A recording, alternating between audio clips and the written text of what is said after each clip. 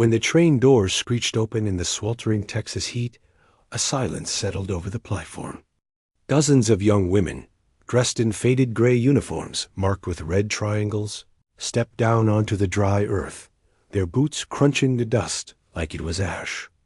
Most of them were no older than 25, their eyes hardened not by battle but by exile. They weren't soldiers. They weren't spies. They were German civilians, secretaries, translators, radio operators, nurses swept up in the final waves of surrender and reclassified as enemy nationals. The war had ended.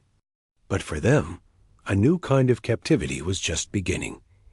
Among them was Lot Reinhardt, 20-3 years old, once a schoolteacher from Dresden. Her town, like so many others, had been leveled by bombs. Her father was gone, conscripted and never returned. Her younger brother had disappeared on the Eastern Front, and when the Americans arrived, Lot had been working in a communications office, coordinating letters to soldiers' families. She was arrested not for anything she had done, but simply because her name was on a list. 2 weeks later, she was on a ship to America, staring out at the Atlantic and wondering if she would ever see Germany again. The camp was called Camp Pemberton, just outside of Amarillo. It had once housed Italian POWs during the war, but now, in a strange twist, it was being repurposed for female detainees. The local papers called them enemy aliens.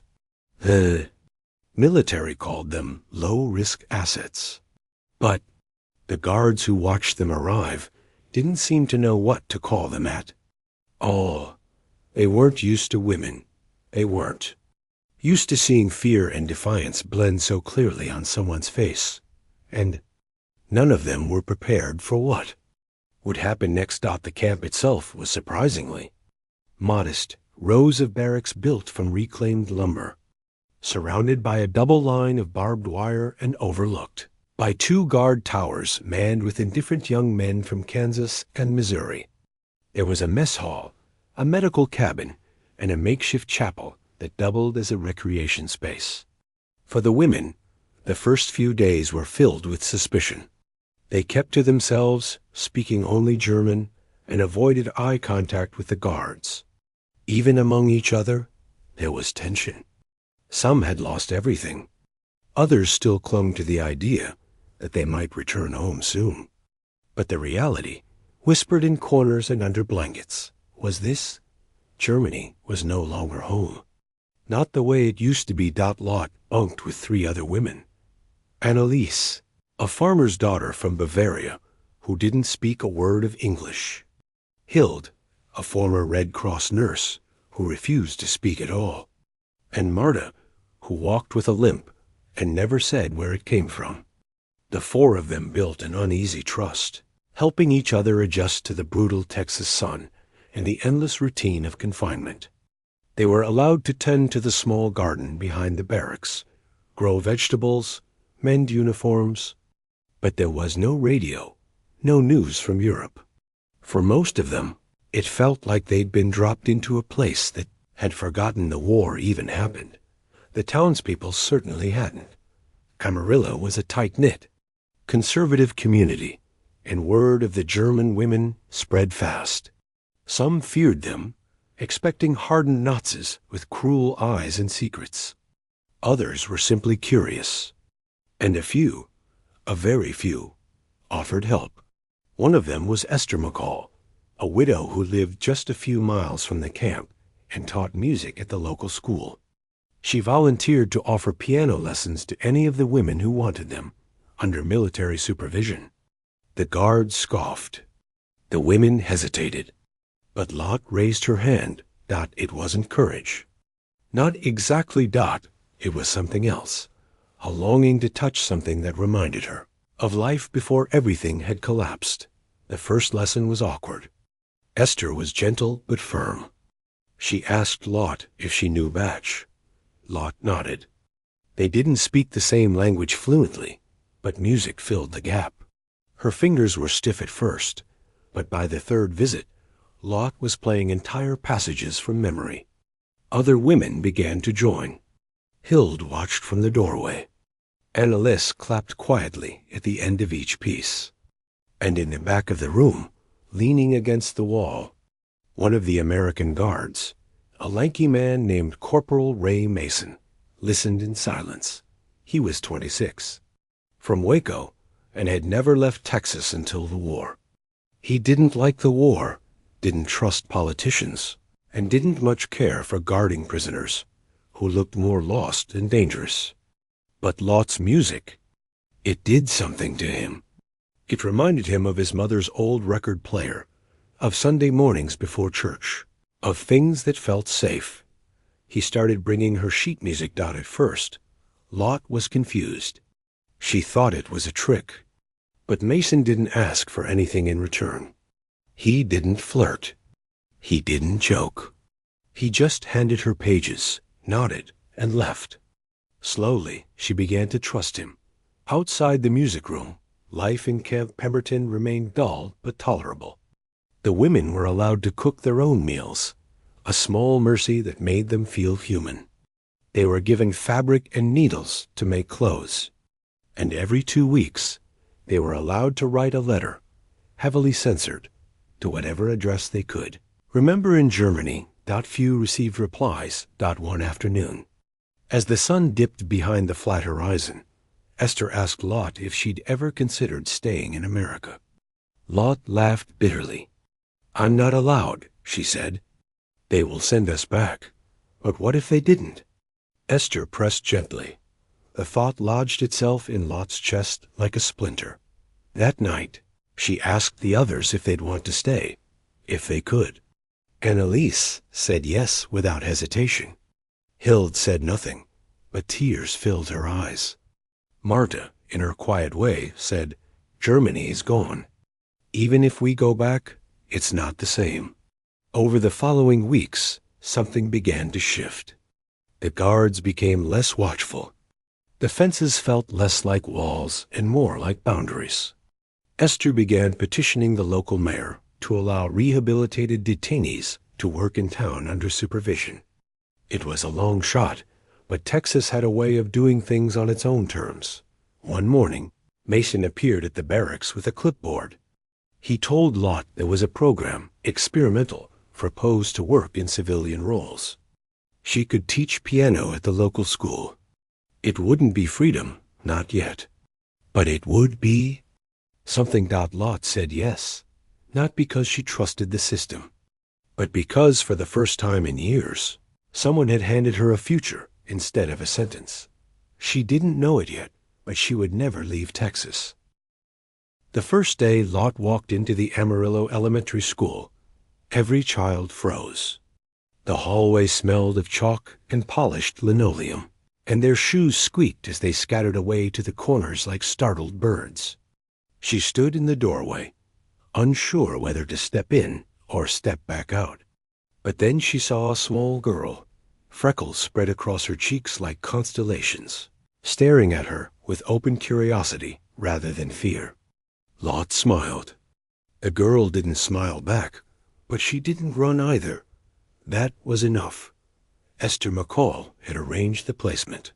She'd convinced the school board that this German woman, barely older than the high school students, was no threat.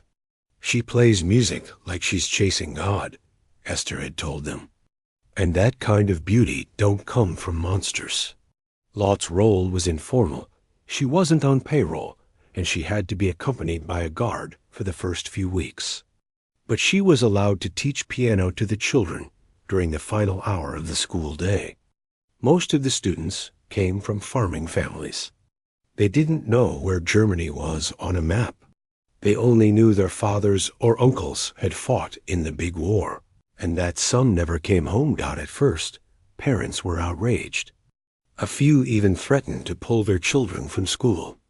The idea that a Kraut, even a soft-spoken woman who smiled more than she talked, could sit among their children was unthinkable to some. But the school board, perhaps out of defiance, or maybe because they simply saw no harm, held firm. And after a few weeks, the controversy faded like dust in the wind. The children, however, were quicker to forgive. Children often are. One boy, Jimmy Owens, asked her on the second day if she had ever met Hitler. Lot paused, then replied softly, "No, and I'm glad I didn't." Another child asked if she'd been in jail. She answered honestly, "Yes, but not for anything I did, just for being German." Slowly, the music became a bridge. Little fingers learned scales, and laughter returned to the room. The children stopped asking about the war and started asking if they could play faster, louder, better. By the end of the month, Lot didn't need a guard anymore. Back at Camp Pemberton, something was changing. Lot wasn't the only one allowed into town. Annalise was offered work in a nearby bakery. Marta helped at a horse stable.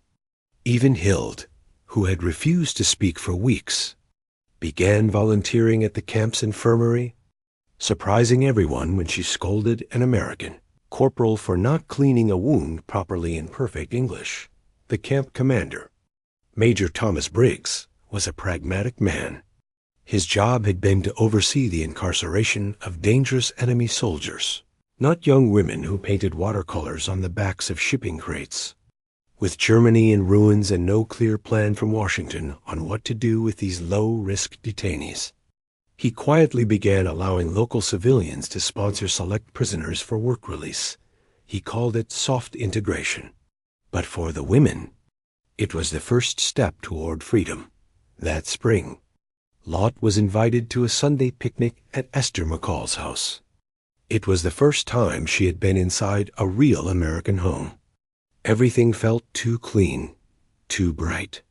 The wallpaper had flowers, the silverware sparkled, and the iced tea tasted like nothing she'd ever known. She sat on the porch swing while Esther played hymns on a worn upright piano inside. For a brief moment, Lot forgot the barbed wire, forgot the guards, forgot the ocean between her and everything she once knew. She began to dream, not of Germany. Not anymore. She dreamed of a future with no camps, no labels, no uniforms. Just a little room with a piano, maybe some students, maybe a garden. She told herself it was foolish, that they would send her back soon. But the dream grew, fed by sunlight and silence and the kindness of strangers. Then came the letter. In early June. A Red Cross parcel arrived from Europe. Inside was a tattered envelope addressed to Lot. The handwriting was familiar. Shaking, she opened it and read the first words from her mother in over a year.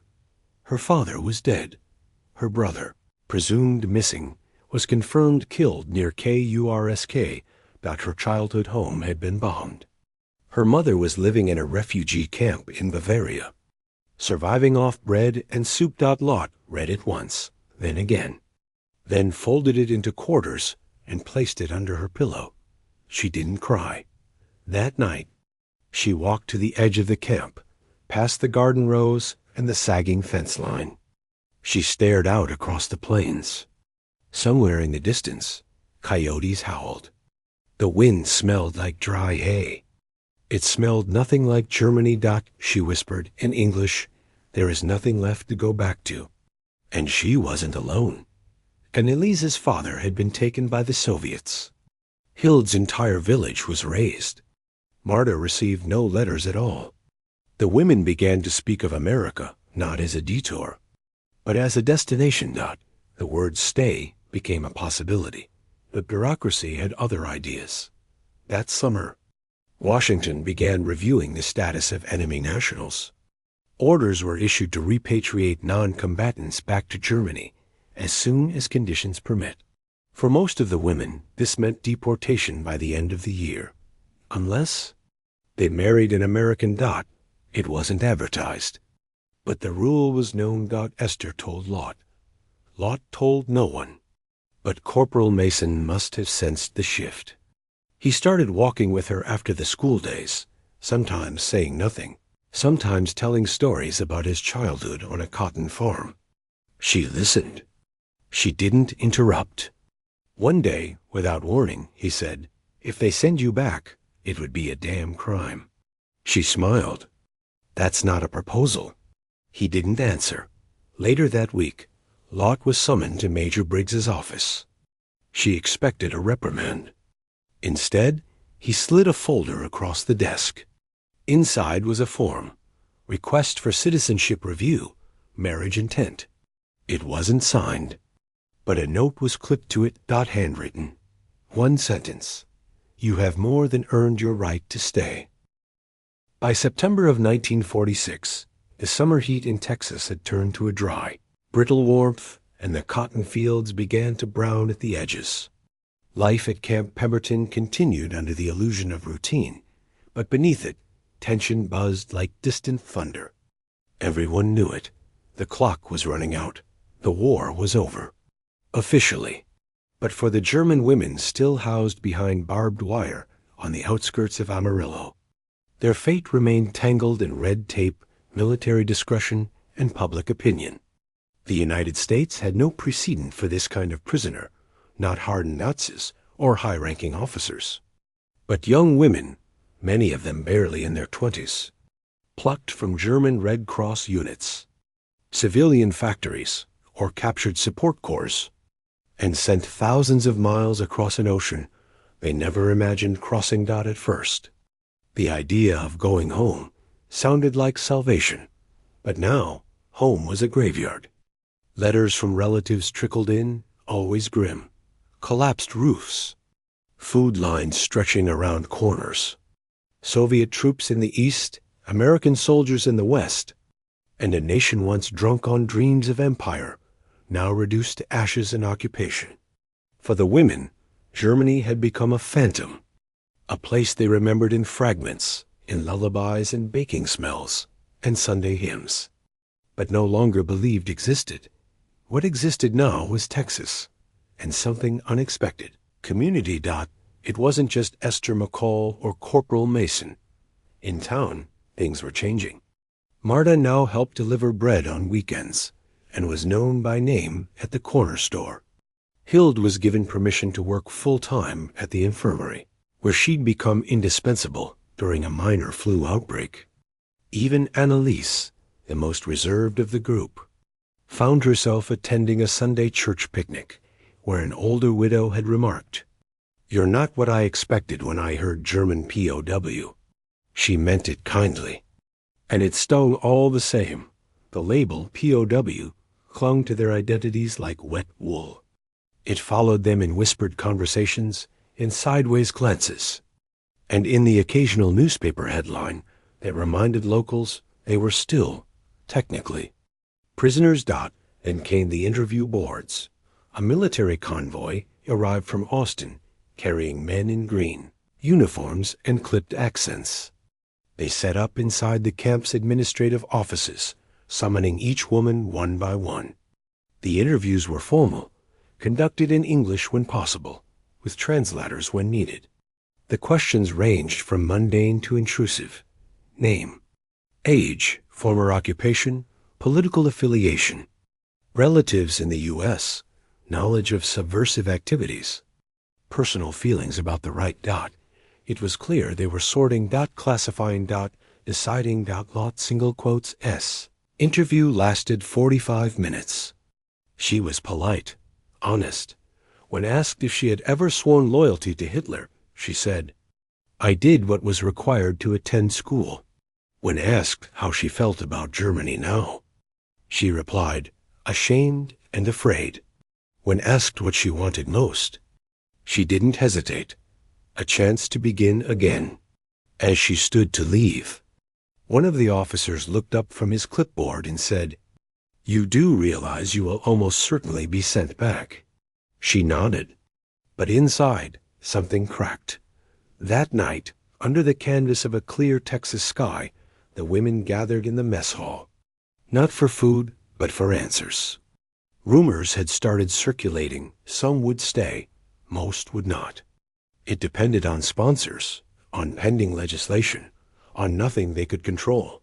Hild, always the most direct, spoke first. "They'll separate us. Deport us one by one quietly." Marta shook her head. "Not all. Some townspeople support us. That won't matter if Washington doesn't, said Anneliec.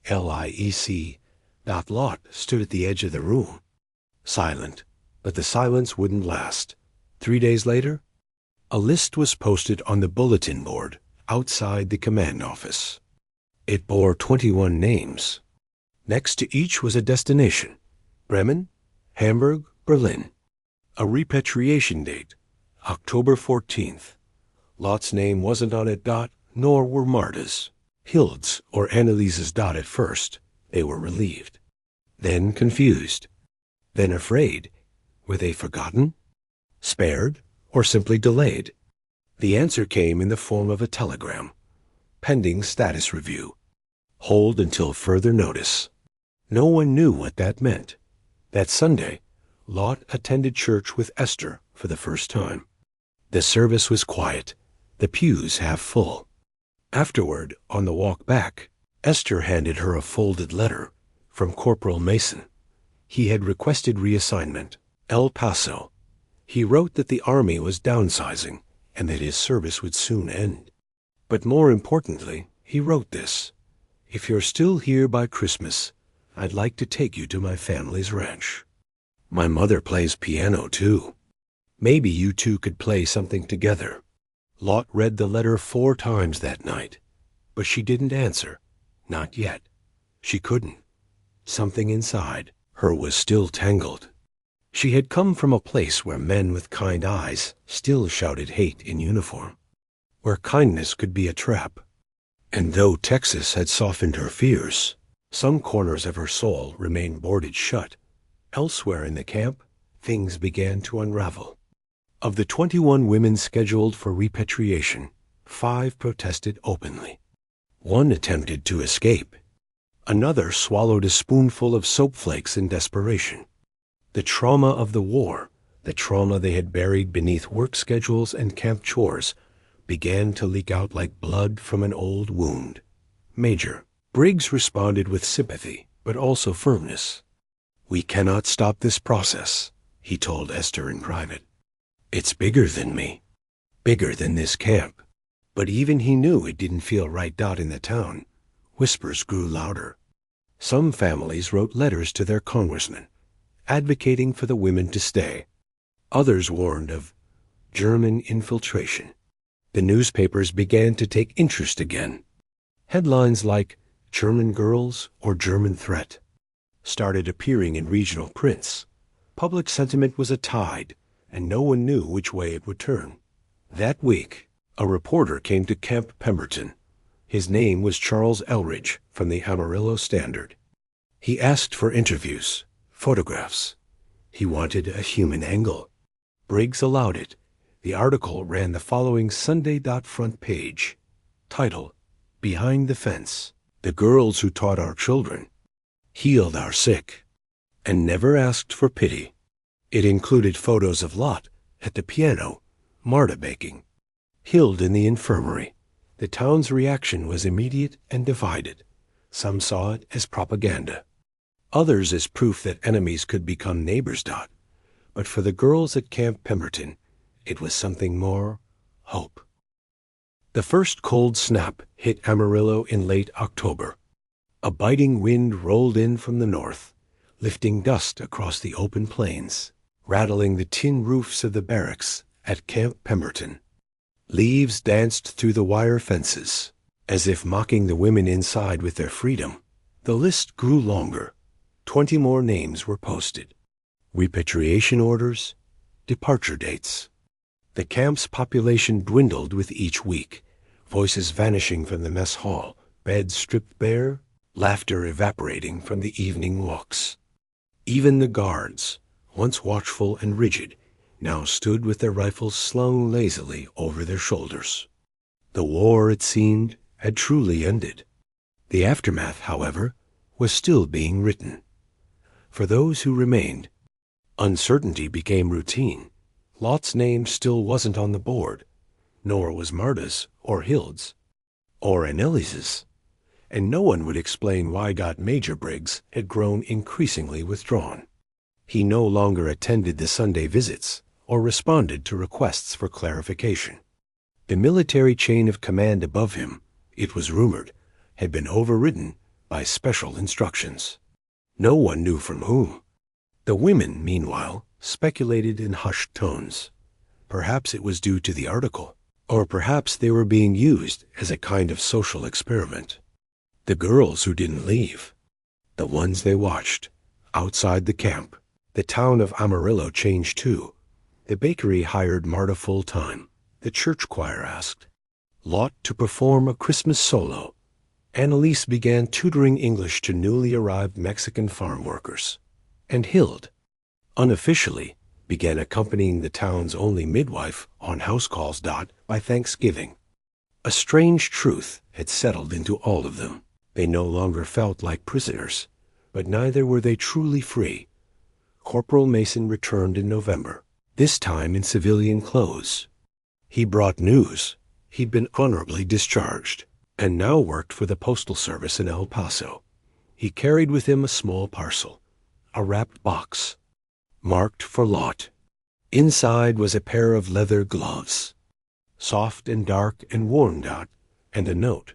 I can't promise everything will be simple, but I can promise it will be honest. And you'll never have to play piano alone again. Lot cried for the first time in months. Not from sorrow, but from release. But she said nothing to the others. There were bigger matters stirring. Oz town hall meeting was scheduled for December 3rd.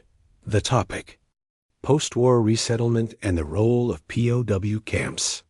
It wasn't openly about the girls, but everyone knew. The day of the meeting, Camp Pemberton felt like a town awaiting a storm. Even the guards sensed the shift. A convoy arrived carrying state officials. Reporters from Dallas and Houston stood outside the community center, taking photos. Inside, townsfolk filled every seat. Veterans, mothers, business owners. People who had shared both rumors and meals with the girls in question. And when the floor opened for public comment, something happened. Esther McCall, the piano teacher, stood first. She spoke of Lot not as a prisoner, but as an artist. A young woman who had taught her children batch, who had baked cookies for her niece's birthday, who had never once spoken ill of the country that held her behind fences. Then came Father O'Connor. He spoke of forgiveness, of the Christian duty to recognize humanity beyond uniforms. War. Then a farmer who had employed Marta, a nurse who had worked beside Hild, a librarian who had seen Annalise, help elderly neighbors cross the street. And then came the silence. The official from Austin gray suit. Stern jaw cleared his throat and said, "Ladies and gentlemen, this matter is under federal review. No decisions will be made at the local level." But it was too late. The story had taken on a life of its own. In the following weeks, letters poured into state offices. Congressman Charles Reeves received petitions with hundreds of names, advocating for permanent residency for the Amarillo girls. The newspaper article was reprinted in a national magazine. Photos of Lot at the piano and Marta at the bakery were circulated widely. And in Washington, amid a divided Congress and a nervous post-war bureaucracy, an exception was drafted. Public Bill 6729, Special Residence Authorization for Select Non-Combatant Axis Nationals. It was dry, bureaucratic, and nearly didn't pass. But it did. By a vote of 213 to 205. On December 21, 1946, Major Briggs assembled the remaining women under a cloudy morning sky. He read the orders slowly, with trembling hands, effective immediately. The following individuals are released from federal custody and granted conditional residency under sponsorship of local citizens and institutions. He read 21 names. Lot Muller, Marta Weiss, Hild Brower, Annalise Koch. The girls fell silent. No cheers, no screams, just tears. Esther McCall arrived that afternoon with a car full of Christmas decorations. Mason brought a real tree. The girls, now women no longer prisoners, no longer defined by war, stood in a chapel-turned-commons room and sang carols. The air smelled of pine and cinnamon and something older than war. Home. Lot played Silent Night. Esther, joined on violin. Mason, watched from the back. Hand Over His Heart. By January, Camp Pemberton was officially closed. Barbed wire came down. Barracks were sold or relocated. The land was leveled. And in its place, eventually, a small museum was built. It still stands. Inside, there's a display marked, "The Girls Who Never Went Back." A glass case holds the gloves Mason gave Lot. Next to it, a photograph. 4 women in plain dresses, smiling in front of a piano. One of them holding sheet music. And a caption, "Captured by war, freed by kindness." They came as enemies. They stayed as neighbors.